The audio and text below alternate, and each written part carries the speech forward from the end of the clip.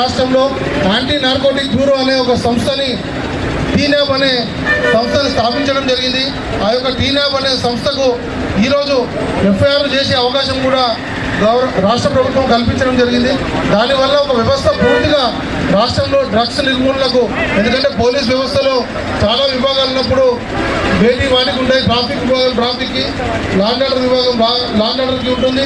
కానీ ఈ యొక్క డ్రగ్స్ నిర్మూలన అనే దానికి ఒక ప్రత్యేక సంస్థ ఉండాలనే ఉద్దేశంతో రాష్ట్ర ప్రభుత్వం ఈరోజు టీనాబ్ అనే సంస్థను నిర్మాణం చేయడం జరిగింది. ఆ యొక్క టీనాబ్ ఆధ్వర్యంలో ఈరోజు డ్రగ్స్కి వ్యతిరేకంగా చాలా కేసులు చేయడం జరుగుతూ ఉంది. ముఖ్యంగా ఈ ప్రాంతానికి చెందినటువంటి వ్యక్తి డీజీగా ఉండడం, ఆ యొక్క సార్ ఆధ్వర్యంలో రాష్ట్ర పోలీస్ వ్యవస్థలో, అదేవిధంగా గౌరవ రాచకొండ కమిషనర్ సుధీర్ బాబు సార్ యొక్క ఆధ్వర్యంలో ఈ డ్రగ్స్కి వ్యతిరేకంగా చాలా అబ్జర్వేషన్స్, చాలా సీక్రెట్ ఆపరేషన్ జరుగుతూ ఉన్నాయి. ఈ యొక్క యువత ఈరోజు చెడుదారులకు పోవద్దనే ఆలోచన పోలీస్ వ్యవస్థకు ఎంత ఉన్నప్పటికీ ప్రజల్లో అవగాహన వచ్చినప్పుడు మాత్రమే దాన్ని మనం పూర్తిగా నిర్మూలించగలుగుతాం.